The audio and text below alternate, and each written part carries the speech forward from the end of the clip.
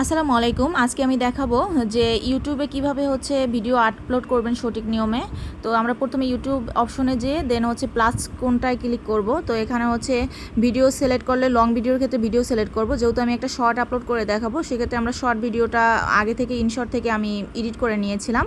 তো দেখেন এখানে আমি সাজিস আলম আর তার মাকে নিয়ে একটা ভিডিও বানাইছি। তো এখানে আমি আগে থেকেই ভিডিওটা এডিট করে দিছিলাম। সেই রেডি করা ভিডিওটাকে আমি এখানে আপলোড করে দিলাম। এখন এখানে আমি একটা লেখা লিখে দেবো। তো এই টেক্সট অপশনে ক্লিক করে এখন আমি একটা গুগল ভয়েস দিয়ে হচ্ছে আমি একটা লেখা নিয়ে নিচ্ছি।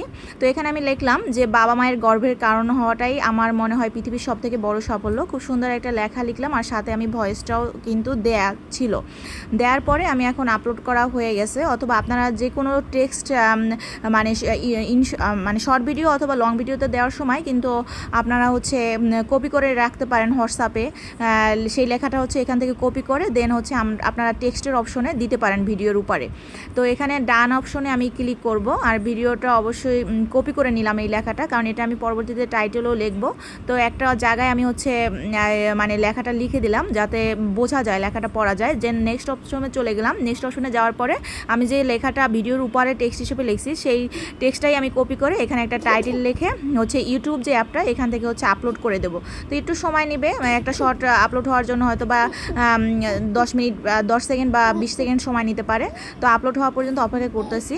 তো এখান থেকে শুধু এই কাজটাই করব, আপলোড করব আর টাইটেল দেবো। আর এই এখন হচ্ছে আমরা হচ্ছে আরেকটা অ্যাপ থেকে হচ্ছে আমরা ভিডিওটা এডিট করব। আর ইউটিউবে ভিডিও আপলোড করার সময় আপনারা এই আরেকটা অ্যাপ ওয়াইটি স্টুডিও, এই অ্যাপটা অবশ্যই মোবাইলে রাখবেন। আর এই অ্যাপটা থেকেই হচ্ছে আপনি ভিডিওটা এডিট করবেন। তো এখানে যাওয়ার পরে কন্টেন্ট অপশনে গেলাম। কন্টেন্ট অপশনে যাওয়ার পরে যদি কেউ ফুল ভিডিও এডিট করেন সেক্ষেত্রে ভিডিওসের অপশনে যে এডিট করবেন, আর শর্ট ভিডিও এডিট করলে শর্টের অপশনে যাবেন। দেন এডিট অপশনে যাওয়ার পরে এডিটে ক্লিক করার পর আগে থেকে যে আমি টাইটেলটা লিখছিলাম সেই টাইটেলটা কপি করে আমি টেক্সট অপশনে মানে ডেসক্রিপশন অপশনও দিয়ে দিলাম। এখন হচ্ছে আমি কি ভেবে চিনতে এই ভিডিও রিলেটেড কিছু হচ্ছে শর্টসের ট্যাগ ইউজ করব। আর ইউটিউবে কিন্তু এই ট্যাগটা ইউজ করতে হবে, এই ট্যাগের মাধ্যমেই হচ্ছে ভিডিওগুলো ভাইরাল হয়। তো এখানে আমি লিখলাম শর্টস ভিডিও, তারপর হচ্ছে ভাইরাল শর্টস বা ভিডিও রিলেটেড যা যা দেওয়া যায়।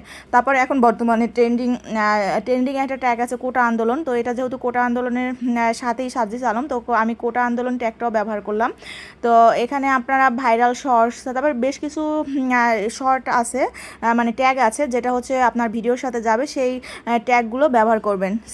যেমনভাবে আমরা হচ্ছে ফেসবুকে রিলস লিখি, কিন্তু এখানে ইউটিউবে হচ্ছে শর্টস লেখাটা উল্লেখ করবেন, কারণ ইউটিউবে হচ্ছে ছোট যে ভিডিওটা সেটাকে হচ্ছে শর্টস ভিডিও বলা হয়। দেন আমি এইভাবে ভেবে চিনতে হচ্ছে বেশ কিছু ট্যাগ ব্যবহার করলাম, প্রায় 6 থেকে 7টা ট্যাগ আমি ব্যবহার করব। এই ট্যাগগুলো এখানে লিখে এই ট্যাগগুলো আবার আমার আরেকটা অপশনও দিতে হবে। তো এখানে লেখার পরে আমি হচ্ছে যে ট্যাগগুলো দিয়েছি সেই ট্যাগগুলো হচ্ছে কপি করে নেব। তো মোবাইলে হচ্ছে হাত দিয়ে আপনি কপি করতে পারবেন। তারপর একদম নিচে হচ্ছে অ্যাড ট্যাগ অপশনে যাব। তো এখানে আমি একটা একটা করে ট্যাগ দিয়ে দিচ্ছি। দেখুন আমি কিভাবে একটা একটা করে ট্যাগ দিচ্ছি আর কপি করছি, কাট করছি। অথবা আপনারা যদি এভাবে কপি পেস্ট করে একসাথে যদি না দিতে পারেন সেক্ষেত্রে কিন্তু আপনারা এখানেও হচ্ছে একটা একটা করে লিখে দিতে পারেন।